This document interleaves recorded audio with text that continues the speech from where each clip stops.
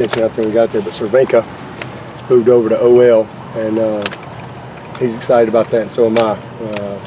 His decision to make the move came to me yesterday afternoon, and wanted to meet with me, and we talked through it, and that's what he decided he wanted to do, so I'm really excited about that. I think that's the right move for him long term, and we'll try to work with him, see if we can teach him how to play center and guard, so start that process today, and excited about that. But other than that, tough day this morning. Gonna come back tonight, and we got a lot of, we got some good time allotted for tonight on the field in the stadium to kind of clean some things up and reteach a few things, slow it down. Tough practice today, really physical. We've got a good installation plan in place as far as how we script all of our situations, and there's just things that we got to expose the team to, and so we can see where we need a little more water in some places than others. Not do a good job in coming out defense today. Off the one, really disappointed in what I saw today defensively. But guys are working hard. Trying to do a good job of creating the type of competition that we need. We got, big week. It's going to be a tough couple days, and until we get to Thursday, where we'll kind of back off a little bit physically on Thursday, and then ramp it back up Friday and Saturday. But today and tomorrow and Wednesday, we got a lot of work to get done. Going to have a situational scrimmage on Wednesday, so we still got some installation we got to get in. Some of our 2-minute stuff, last plays, we've gotten good work in green zone, red zone, short yardage. Got some of that live. Got to get to our goal line package tomorrow. So it's a lot of work to get done, but again, like the guys, as far as just the fact that they'll work and they'll compete. We're a long way away from a top 5 football team right now. These guys.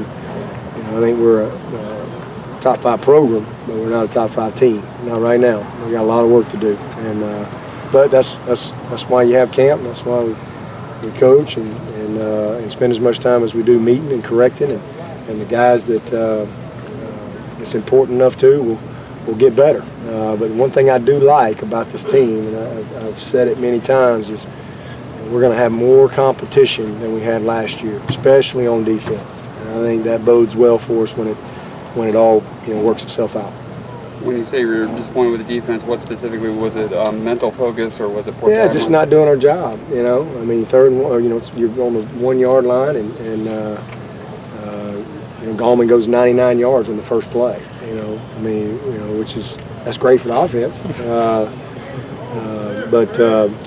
We just that's all it takes is one play. We've got to clean up some things. We can't be feast or famine. It all goes back to just doing your job, having your eyes on the right thing. Certainly tackling is a part of it, but that was disappointing today. They came back the second rack and did a good job, but we may not get another rack. And we got to be ready right out of the gate. We're playing a really tough opponent right out of the gate, and we got to get better and clean it up, and then we got to create the competition that'll drive those guys to pay a little more attention to details. It sounds like Jay Guillermo concussion. Do you expect him to be out, or? Yeah, I mean, he's out for until they tell me he's back. I don't know, but yeah, we just keep rolling. He'll be all right sometime. Jalen, he'll play against Auburn. Saw Jalen wearing yellow too. Is he okay? Yeah, he just got a little banged up, tweaked his hand a little bit the other day. He'll be all right. Speaking of kind of 6 days into camp, and started getting a few guys just kind of a little dinged up here and there. And that's part of it. I should hope to get Marcus Edmond back for too much longer. He's on, I think, he's on the good side of the pulled ham now. I think he's working his way back. That's going to be a big shot in the arm, and we'll get him back in the mix. Speaking of Gage, you guys have a pretty good track record of having guys move to a different position and finding success. Does that lend the optimism that this could work out as well? I don't have any doubt it's going to work out. Gage Cervenka's a heck of a football player, and he'd have played a D tackle for us at some point. He's just going to have to be really patient over there. He just got, he's a redshirt freshman, and he's got, 5 or 6 guys that are just better than him right now. They're in front of him, there's only so many reps. If he could get more reps, I mean, he could stay at D tackle, and he'd be I think, a good college D tackle. But I think he's got a chance to be a great offensive lineman. I think this is the right move for him, our team, and his future. I really do.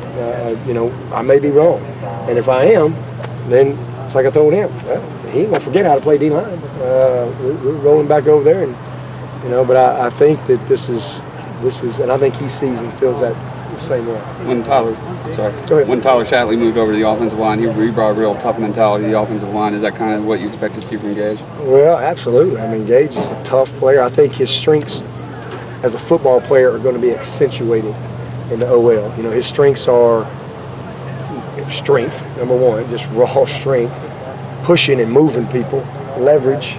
Those are things that I think will really shine through. And, he just looks different over there. Just like Shatley. When he moved over there, Shatley was a good D tackle for us.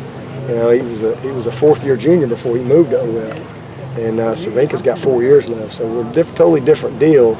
But I think had he stayed at D tackle, he would have been a similar player to Shatley and a solid D lineman. But I think making that move now bodes well for his future. I would say, Shatley, had he been at OL for 4 years, probably would have got drafted instead of being a free agent. But he's going on his third year and vying for a starting job with the Jaguars right now. So, sometimes that's just part of it, getting guys on the right seat on the bus. I mean, you look at lots of guys, T.J. Green, we had to get him in the right spot. And sometimes you need to coach him for a year before you can really kind of figure that out. Vic Beasley, obviously, he was a tight end. He was a linebacker. And we gave him a shot at DN, and the rest is history. So you get a lot of that. Eric McLean, getting him inside, and he became a great player for us. So that's all part of it as we go through the process and watch these guys mature and develop. What does your plan change during two-a-days if you have sort of a disappointing practice in the morning? Do you change the plan for the second practice of the day, or do you just continue on with sort of the process? We've got a plan in place, Rick. Just meetings might not be as pleasant, when we get in there this afternoon. But we've got a plan, and we got to learn from your bad and the good. I mean, we've been doing it long enough. I mean, unfortunately, when you're the head coach, it's really never a perfect day. I mean. Yeah, we just went 99 yards. That's awesome, coming out offense, but that was our defense.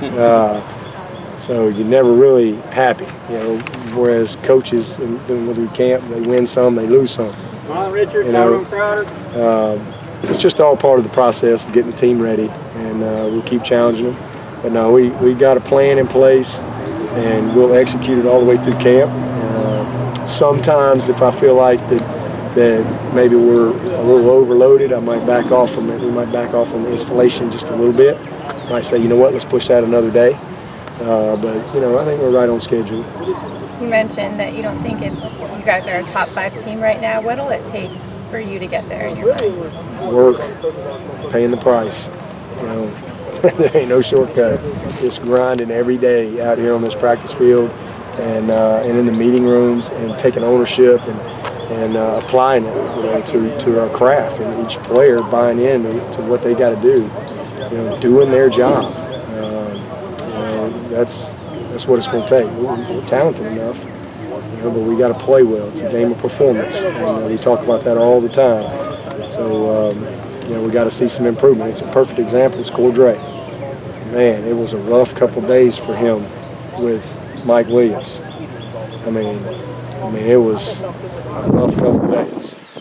Today, all of a sudden you keep getting up, you keep working, you keep watching the tape, you keep working on little things, and he had a great day.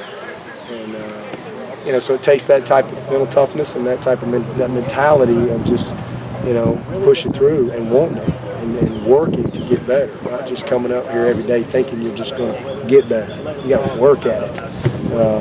So that's what it's going to take. Any of the young guys